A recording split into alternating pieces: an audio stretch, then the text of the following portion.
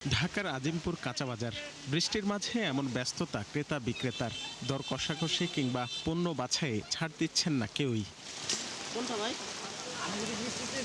রোদ বৃষ্টির লুকোচুরির এই সময়ে অধিকাংশ সবজি কেনা যাচ্ছে 50 থেকে 80 টাকায়।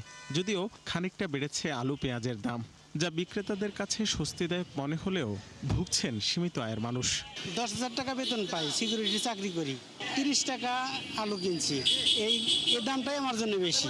আমি যেহেতু ছোট চাকরি করি, আমার সামর্থ্য আছে, আমি কিনতে পারতেছি, আর তো সামর্থ্য নাই। যার সামর্থ্য নাই সে কিনবে কি, তার তো ইনকাম থাকতে হবে। মানুষের যে সময় 400 500 টাকা খরচা দিয়ে দোকান ধরে করে ওই সময় বললাম দোকানে ছিল কম, বেচাকেনা ভালো হয়েছে। এখন এভেলেবেল দোকান, একটা খরচা দিতে হয় না, এটা দোকান এভেলেবেল দোকান, এই জন্য আমরা বেচাকেনা একটু কম আছে। একটু বাড়তি দামের উত্তাপ রয়েছে সব ধরনের মাছে। এতে বেচা বিক্রি কমায় কাজ হারাচ্ছেন মাছ কাটা শ্রমিকরাও।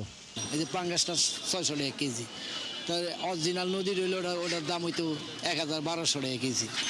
কারণ এটা তো নদীর মধ্যেই চাষ করা। বাসা থেকে ইচ্ছে করে আসছি আমি ইলিশ কিনবো, সেই জন্য বৃষ্টিতে ভিজে আসছি। তো দেখা যায় ইলিশের দাম, ছোট ইলিশের দাম এত বেশি, 1000 চায়, তাহলে বড়টা 3000-2800 টাকা চায়, তাহলে তার কেনা সম্ভব হয় না। মূলত ইলিশ মাছের দামটা বাড়তি, মাছ নদীতেই কম, আর চাষের মাছের দাম বাড়তি, সব ধরনের মাছেরই। ফিডের দাম বাড়তি, বেড়াগো পোষায় না, ওই হিসাবে স্বাভাবিক হেগো বাড়তি, বাজারও বাড়তি। ধরেন কেজিতে 50-40 লাভ বলে দিয়ে দিই আমরা। আগেও যা এখনও তাই, কম কিনলেও যা, বেশি কিনলেও তাই। দাম কমেছে মুরগি ও ডিমের বাজারে।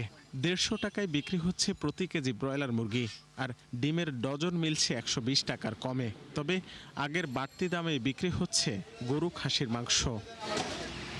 রাকিব হোসেন, 71, ঢাকা।